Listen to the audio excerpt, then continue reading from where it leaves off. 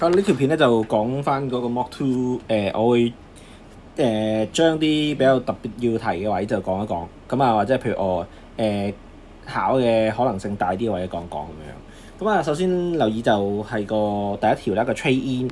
咁啊我哋攞舊機換新機，嗱都幾得意，就係對上嗰幾屆 DSE 都有係 trade in，之前就唔係考得咁密嘅。咁啊就唔知係咪變咗恒常地啊，因為已經連續考咗3年 trade in 啦。咁就可能佢都已經想恒常化，因為本身 disposal 就每年都考嘅，個問題就係唔係下下都考 trade in，但係已經考咗幾次，連續考咗幾次，咁當然都要熟啦，所以就一定要。咁啊唔知會唔會變咗恒常化要考嘅嘢？咁啊我哋攞部舊嗰部 machine 就換部新機，咁你見到 cost of 新機咧就係嗰個32.8萬，OK。咁好啦，佢呢度講公司要額外俾22萬，其實呢度咧就即係暗示咗咧，你要自己揾翻個 trade in value 出嚟，因為我哋做 disposal 嗰個過程裏邊咧，你冇揾到個 trade in value 咧，你有機會就計錯個賺蝕錢。部機32.8萬，OK， 咁啊，我哋額外要俾22萬貨部機啊嘛，咁所以我哋慳咗唔使俾嘅錢就會係差額嗰粒數。即係應該就係10.8千，咁呢個就會係個 trade in value。咁呢度我順勢就考埋 cap rate 嘅。咁你見到我嗱，佢後邊仲有俾咗幾嚿錢㗎嘛？咁呢度通常有一個位要留意就係，究竟我後邊嗰堆嘢有冇包到落去原本22萬？咁呢度咁樣表達就應該係冇包。咁你就要逐個睇啦。24萬安裝費係要計嘅，運費係要計嘅，但係年度記住年度乜乜嗰啲就唔計，咁所以呢個就唔使嘅。咁所以就再額外要加多24,000同埋5,000蚊先至係真正本身嗰部新機嘅價錢。OK， 咁我後邊呢度順勢就擸埋考發行股票。咁呢度講啦，我哋為咗想籌集到呢個嗱，你見到 to finance the payment for those capital expenditure。OK， 我哋額外要俾22萬係咪？額外要俾22萬，仲要加24,000同5,000都係嗰個capital expenditure 啲錢嘛。我哋要揾呢嚿錢翻嚟，咁點揾咧？就係 issue ordinary shares 發行股票2蚊一股，咁就做翻個 journal。OK， 你見到我下邊呢度講嘅就for the above all transaction 同埋 year end adjustment。咁 year end adjustment 當然就係指緊個 DP 啦。因為我哋有呢度呢題就擺明係關 DP 事啦 ，non-current asset DP 事啦。咁就所以呢度兩個位，第一你要有意識揾翻個 trade in value 出嚟，咁就分 cap rate 同埋發行股票個動作。咁啊計 DP 嗰方面就冇乜特別㗎啦，呢度你正常嘅啫。咁啊要記住用 journal 即係考寫 debt credit。下邊咧就係costing 一 part 仔，咁就係考分 cost 嘅。我就叫你計個 total fixed cost 同埋 variable cost per unit。咁你見到呢度小心啲睇啲 data。呢題我俾你嘅 data 咧係3000件同4000件嘅時候，呢啲係 per unit cost 嚟嘅。留意啦，我成日都教 variable 就 mark per unit，fixed 就 keep 個總數。OK， 個 whole amount。個問題就係見到呢度全部都係 per unit。好啦。你第一樣嘢做咧嗱，當然有啲可以唔使變都得嘅，例如咁我呢都講過啦 ，direct cost 我哋計數題目咧就一定係 variable， 即係呢兩粒就一定係 variable， 你唔喐佢都 OK，9.2 同埋13.6。問題就係剩低個3粒，你要做嘅就係首先要將佢哋變翻做個大數，即係譬如4.4乘3000、3.9乘4000，全部都一樣，乘翻開佢先，乘翻開佢。你發覺係一模一樣嘅，就係 fixed cost。唔一樣嘅可能係 variable， 可能係 mix。咁但係都擺明唔會係 variable 㗎啦，因為 variable 咧，好似你見到呢兩個咧 ，variable 嘅 per unit 係相同嘅 ，variable 嘅時候個 per unit 係相同嘅。咁所以下邊嗰3粒就擺明唔係 variable cost 嚟㗎啦。咁你乘翻開佢先知道究竟係 fix 定係 mix。OK， 定係 mix。咁跟住就再計翻4500件嘅時候啦。咁我呢度叫你計 conversion cost， 咁都有好幾年冇考過㗎啦。conversion cost 加工成本就係所有嘅 production cost 生產成本，不過唔包材料，唔包材料底下嘅 production cost。OK， 咁如果呢題咧，你應該計得到就應該正常就應該係個 direct labour 同埋個 production overhead 㗎啦。咁啊4500件嘅時候，個 direct labour 同埋 production overhead 加埋就係個加工成本，因為下邊行政費同銷售費都唔會係 production 字㗎啦。咁啊 conversion cost 就好耐都冇考過，咁所以留意翻啦。跟住咧第二條嘅第 A part 嘅上半 part 咧就係做一個吸收成本法 absorption income statement。咁啊重點當然係個吸收率啦。呢題我題目個吸收率係俾咗你嘅。嗱，我首先話所有嘅 production overhead 即係生產間接成本係固定嘅。咁啊個吸收率咧就係12蚊每 machine hour 機器小時。咁啊整一件就需要1/4個machine hour 啦。咁我哋呢度有啲咩特別要諗咧？就係因為我哋做個吸收成本法 absorption 嘅 income statement 咧，有個重點位就係嗰個 over under absorption 吸多吸少咗。首先第一樣嘢就係你喺個損益表嗰度，喺個 income statement 嗰度，你計嗰個我叫做 absorbed 啦嚇 ，absorbed 即係吸收嘅生產間接咧，我哋係用個12蚊嚟計嘅。嗱，整一件用1/4個鐘，再乘翻幾多件數，咁就我哋吸出嚟噶啦。但係我哋呢個係有機會係多吸收少吸收，即係 over absorb under absorb 嘛。我哋要比較咩啊？記住，我哋係要比較翻個 actual 實際。而你望清楚啦，我呢度講實際嘅 production overhead 係48,000蚊多過 budget。咁所以我哋要計翻個 budget 先。咁所以咧嗱，有陣時就有題目係叫你計 POAR。咁呢題我俾咗 POAR 你噶嘛？你見到我俾咗 POAR 你噶嘛？就擺明咧就調翻轉啦。就係想你識得用個 POAR 揾翻粒 budget 出嚟。嗱，如果唔清楚，諗翻條式啊。我哋 POAR 條式係點嘅？係預算 budget 嘅 production overhead 除翻個預算嘅 base 啊嘛。咁我個 POAR 俾咗你啦，12蚊 per hour。咁預算嘅 hour， 咁你咪睇翻咯。Planned 係6萬件啊嘛，整一件1/4個鐘嘛。咁你咪可以計得翻個 budget 出嚟啊？計得翻個 budget 出嚟，咁我話 actual 大過 budget 48,000，咁你計完個 budget 之後加翻48,000，咪就係個 actual 咯。再 compare 比較翻個 absorbed， 咁就係我哋個多吸收少吸收 over absorb under absorb 啦。呢度主要都係留意呢樣嘢啦。咁啊，同埋小心啲就唔係下成件數咯。譬如呢啲係一個鐘頭幾錢，譬如呢班 hour 咁樣噶嘛。咁呢啲小心啲啦。咁就下邊嗰條就呢個AFDA 呆帳準備。咁啊，呢度有講嘅，因為我哋要攞年尾個應收貨款嚟計個呆帳準備嘛。呢度有講年尾個應收貨款咧就低過上年5%。咁呢個係上年個數嚟嘅，低過去5%喎。咁你咪自己乘翻咯。未完嘅，我哋今年計4%嘛，但係你見到佢有個103。呢個通常你要留意一個重點位就係，究竟佢本身喺個年尾嘅數度扣咗未？因為頭先咧呢度講啊嘛，你用呢度咧計翻年尾嗰陣時個應收貨款啊嘛。個問題就嚟啦，呢度究竟個壞帳10300係扣咗未嘅咧？你見到 to be written off 未扣嘅，咁即係話咧，你係要計完年尾個結餘之後，再減埋10300，先至係真真正正2014年尾嗰個應收貨款，先至計翻4%先至個呆帳準備。OK。咁啊，呢度就留意呢樣嘢啦。第三條嘅銀條就其實冇乜特別啊，個銀條。咁啊，留意我題目俾你嗰個係 bank statement balance，即係話呢個係銀行往來調節表嗰度。嗱，我主要係叫你用更正後嘅銀行存款帳結餘啊嘛。即係話咧，呢個結餘係個bank rec 個底嚟嘅，呢個係 bank rec 個底嗰個結餘嚟嘅。咁即係話我冇俾到個乘上你，銀行存款帳個乘上咧係未知數嚟嘅。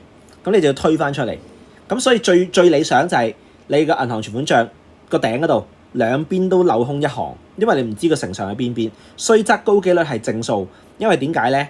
銀行月結單呢度咧，嗱，銀行月結單嘅 credit balance 其實係正數嚟㗎。咁因為正緊3萬幾蚊，咁所以預期應該高機率係正數。咁當然穩陣起見就兩邊都鏤空一行。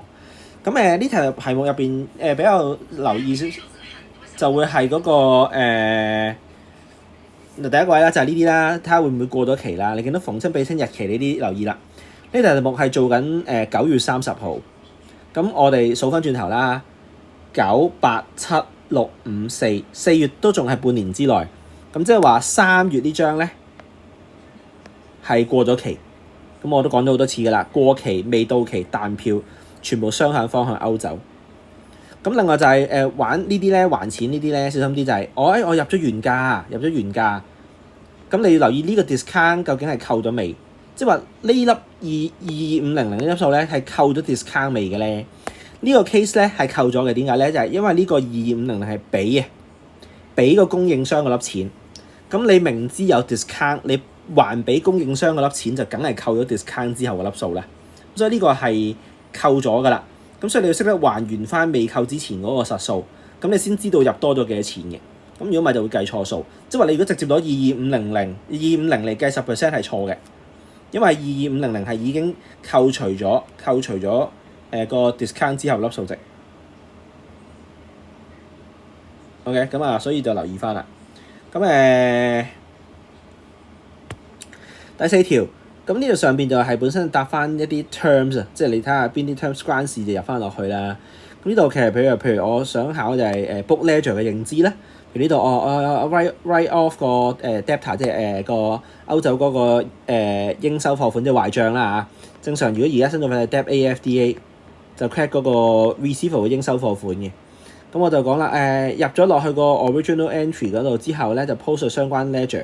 就 general ledger 就係個 AFDA 個擺個啦咁另外 receivable 就應該係應收貨款分類帳，即係 sales ledger 咁樣。咁啊呢度考緊啲 terms 咯。下邊嗰條就係prepare accrued 開 T account， 咁我話今年機會都有啲啦，都唔係太細啊，咁所以就留意翻啦。做緊2020呢個年度嘅，咁即係話19年嗰啲咧就係乘上嚟嘅，我喺19年嗰啲係乘上嚟嘅，呢啲係乘上嚟嘅。由於呢個係一個 revenue account，咁留意啦 ，unearned 即係 prepay 嘅 pre-receive 啦，先至係 liability。咁accrue 即係人哋爭緊，我哋呢個就 asset 嚟嘅。咁我乘上唔好擺錯邊。嗱，我自己寫嘅 account 會寫就咁寫 balance brought down 嘅啫，餘額乘上嘅啫。我就唔會寫咩應計乘上、預收乘上咁樣嘅。咁就所以就可以就咁寫直接寫餘額乘上就 OK 啦。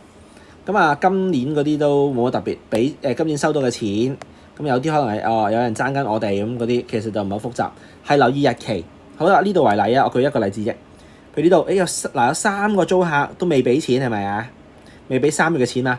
咁即係有3個人爭緊我哋1個月錢啦。咁你咪望翻上面咯 ，monthly rental fixed at 3000蚊一間鋪頭嘛，3000蚊一間，咁有3個咪9000咯。OK， 咁樣睇啫，唔係好難啫。OK， 咁就所以第一段純粹係基本資料，就話俾你知嗰個租客係1個月3000蚊。咁另外就個租客要預先俾1個月訂金加1個月嘅租金咁樣。咁呢度要留意就係一樣嘢，就係呢粒 bank 228嗱，你睇應該個字眼咧，佢係講緊公司收咗288000翻嚟 from 呢個租客，而有3個係今年嘅新租客嗱。我呢度係想提咩咧？就係由於第一段講嘅每一個租客咧入嚟嘅時候咧要俾1個月嘅 deposit， 我呢度唔係講緊收緊租金啊，你望清楚啲，我呢度係話收咗錢咋，冇講話係淨係租金啊，即係話呢度其實係包埋 deposit， 包埋個按金嘅。咁我哋有3個新租客啊嘛，所以你就知道啦，每個係要俾1個月嘅 deposit 啊嘛。咁即係呢度其實 total 有9000蚊係 deposit 嚟嘅，你要掹翻走9000蚊，先至係真真正正收翻嚟嗰啲嘅租金收入 rental income。明唔明發生咩事 ？OK， 咁留意呢樣嘢啦。呢啲都係一啲，因為 deposit 我都成日提過 ，deposit 係每年 DSE 都有嘅，訂金、按金、存款。OK， 咁所以就要識得留意呢樣嘢處理。第5條就係一條合夥，咁其實就冇乜太特別，係留意呢樣嘢啫。上年人事變動之前有張 sales invoice 就漏咗，諗翻啦 ，debt receivable credit 嘅 sales， 所以 receivable 要加翻大。咁上年個 sales 漏咗，即係上年賺嘅錢就計少咗嘅 ，OK 計少咗嘅，咁要分俾啲老細嘅，用翻舊比例。咁呢題冇 current account 冇往來帳。冇往來帳就即係加落個 capital， 加落個資本入邊。咁3萬蚊按翻2:2:1啫。咁啊除5即6000點，OK，即係加12000加12000加6000就咁啫。咁啊抄落去個資本帳 account 嗰度嘅乘上就應該係抄改動完之後嗰粒數。咁啊其他嗰啲都冇乜特別啦，比較典型就係呢個咯，就係話我哋個capital 個 balance 要係34萬，呢個係個 carry down 餘額轉下嚟嘅。咁啊其他嗰啲就可能要逼數咯。咁呢題你見到我最尾係逼咩咧？就逼個 current， 即係個差額就入翻落去，開個往來帳入翻落去咯。咁啊其他嗰啲都冇乜特別嘅，呢條合夥就正正常常啦。咁啊跟住就一條成本會計拆數先嘅，拆數再計啲保本點嗰啲嘢。咁啊跟指示拆嘅啫。我就第一時間一定會拆翻開，分翻開固定、變動。固定嘅 mark 總數，變動嘅就 mark per unit。例如譬如admin 行政費全部都固定嘅，行政費全部固定咪照寫咯。咁 direct 呢啲一定係 variable 噶嘛，咪 mark 翻 per unit 幾多錢咯。拆好晒數就方便下邊做保本點啊，成嗰啲嘢噶啦。咁亦都下邊有個簡單決策嘅。咁啊，我頭先即係另外一條片都講啦，今年考可能有機會考多過一種產品，計嗰啲保本點啊，成嗰啲嘢。咁就係其中一啲俾咗件數你嘛，呢度就正正係啦，兩種新產品俾咗件數你。OK， 咁呢度揾target profit， 理論上條式就應該係咁嘅，固定成本加埋個 target profit， 將已知件數嗰啲，已知件數呢兩個係咪？即係呢個乘翻個每單位邊際貢獻，呢個乘翻個每單位邊際貢獻，即係當然係佢哋各自嘅每單位邊際貢獻啦嚇，佢哋各自嘅每單位邊際貢獻啦。減完之後，但係仲剩低未抵消嗰啲，咁嗰啲就由翻我哋剩低嗰種產品。呢個咁 original 個產品就係阿蘇咁樣，咁就減翻除翻蘇嗰個每單位邊際貢獻，就咁嘅啫。咁啊要留意啦，咁啊因為俾一件數你呢個咧就相對小考啲嘅，咁我今年我覺得機會相對大少少，咁留意翻啦。所以你見到我呢度好多都係針對我自己覺得今年比較大機會啲出嗰啲位，咁當然有啲就我頭先另外一條片講嗰度講嗰啲，咁你自己都睇翻 DSE 例子啊，因為擺唔晒出嚟始終都。咁呢條就係一條有限公司咁啊做緊損益表嘅，咁其實都冇乜特別，都係比較常見啲嗰啲嘅 item 嚟嘅啫。咁啊，例如啊，舉個例啊，咁啊我哋嗰個呢個 inventory 嗱，佢係7月4號，年尾係6月30號，即係考緊遲一點課。雖然上年考完，我今年覺得 DSE 機會細少少，咁啲但係我都呢度冇咁有都講一講。遲一點課，理論上你就要將佢還原翻做6月30號嗰陣時嗰個存貨。咁還原咗之後，我哋就睇下個存貨要增加定減少。OK， 咁舉個例，如果存貨增加嘅，我哋會借翻個存貨啦。咁對家就會係個損益帳。咁如果呢題題目咧，因為你見到佢嗰個日期咧，我呢度俾咗個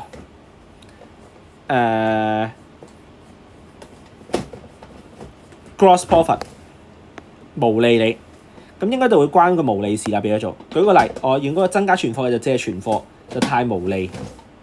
調翻轉咧就係減少，我嘅調翻轉係減少。咁你咪睇下諗下喺呢4日裏邊有啲咩入咗嚟啊，離開咗公司嗰啲，揾完之後咁就可以增加翻或者減少翻個存貨。咁另外就係個股息，咁你見到一個中期息 ，OK， 末期息。咁我再講一次，我哋係今個年度決定派嘅先至要入。咁但係你見到呢個末期息係7月20號先至確定，先至決定派嘅。但我哋係做緊6月30號嘛，所以呢個就唔使入。OK， 咁啊留意翻。咁啊冇啦，呢題都冇乜提得太特別嘅位㗎啦。咁咧兩條丙部嘅長題目。咁啊，但係其實我呢份就特登出得擺，相對冇咁短，即係冇咁長，短啲嘅。咁啊，再講一次，而家就唔使計存貨損失，咁但係可以照考。假設真係有咧，你記住要識得擺位。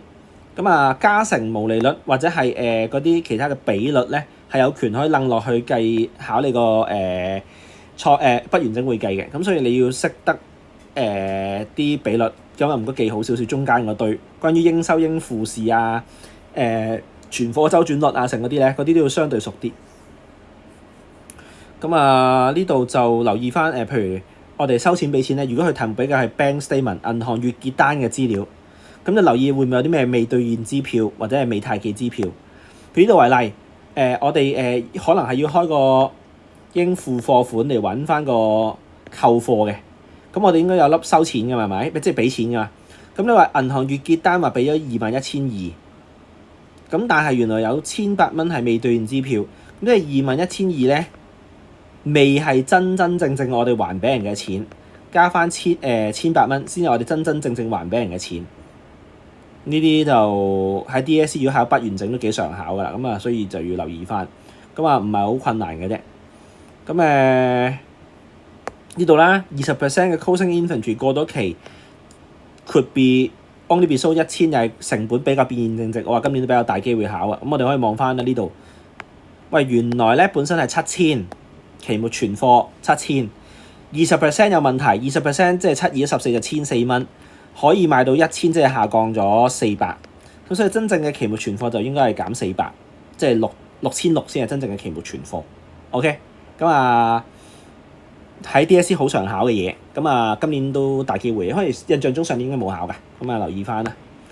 咁最尾呢條就係做日記分錄嘅，咁就都係好典型嘅 item 啦。譬如有 sales or return base 啊，成嗰啲，譬如呢啲 sales or return base，你要望嘅就係究竟本身公司有冇記錄做 sales。譬如呢度有記錄做 sales 嘅，再望下個客人要咗幾多。例如呢度個客要咗60%喎，本身將佢全部入咗做銷貨㗎嘛，咁我哋就即係話要勾翻走40%嘅 sales 啦。咁你再要諗下嗰啲貨有冇計到落去存貨嗰度。例如呢度為例，佢話所有貨啊都冇計到落去啊，冇計到落去個存貨，冇計啊！今次係冇計啊，但係我哋有60%要咗㗎嘛，嗰60%係咪即係話係要計落去我哋自己存貨啊？就話呢度咧，除咗要調整個銷貨之外，仲要加翻大個存貨，而且留意啦，銷貨嗰度咧係用 selling price， 存貨嗰度用成本價。咁我呢度俾咗個加成你嘅，咁你咪要識到用加成嚟計翻咯。OK， 咁啊訂金按金呢啲都講咗好多次啊。咁 deposit 呢個就定期存款係咪？有1/3嘅定期到咗期，個定期年利息就22,500。咁呢度要你諗咯喎，1/3嘅定期到咗期。本身個定期係60,000蚊，1/3即係2萬，咁你就從中知道有2,500蚊係 interest income 嗰個利息收益。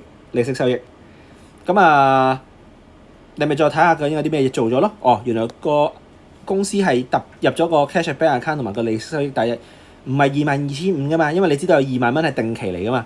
你知道2萬蚊係定期，2,500先至係個利息收益，咁你咪識得知道呢度有啲咩做錯咗咯，係咪？咁啊過咗期啦，即係我哋嗰啲銀條嗰啲 item 都有機會係喺譬如做日記分錄成嘅時候可能要識得做翻個借貸嘅，咁啊都唔係啲好特別嘅嘢啦，講真。咁啊留意翻呢題就因為譬如你又記住做錯誤更正要留意一間公司埋咗數尾啦。After closing entry 你見到個流存利潤都係年尾嘅，咁即係間公司埋咗數，所以所有關損益表示嘅都要寫 retain profit 流存利潤咯。咁就咁樣。咁啊有啲咩就因為我唔會全部講晒，我哋只係將啲特別要留意嗰啲位就提一提咯。咁啊有問題你就隨時同我問翻，咁你自己 WhatsApp 問翻我相關嗰啲嘢。假如你有做到嘅，你可以 send 俾我，大概幫你睇睇。因為其實重點咧唔係啱幾多，因為我都係大概 check 你大概啱幾多成嘅啫。重點係我睇下你嗰個答題或者係你嗰個表達方法有啲咩係我要提你，可能原來你咁樣做可能係唔啱啊，咁樣做有機會扣分啊成咧，或者譬如你寫個嗰啲 working 嗰啲草算唔係好夠啊咁樣，或者你有冇啲 account 名用錯啊成嗰啲嘢，你做嗰個目的係俾我睇呢啲嘢，咁我睇完先會最尾提醒你，喂，你考試嘅時候唔好咁寫啊成，就防止你跌多啲分數，即係保障你可以跌少啲分數咯。即係如果你肯聽咗之後，咁就所以就希望你剩低呢少少時間就試下做一做佢啦。咁做咗幫我睇，我會知道你有啲咩係可能答題上邊啊，或者認知上面有啲嘢錯啊，成個提翻到臨尾可以。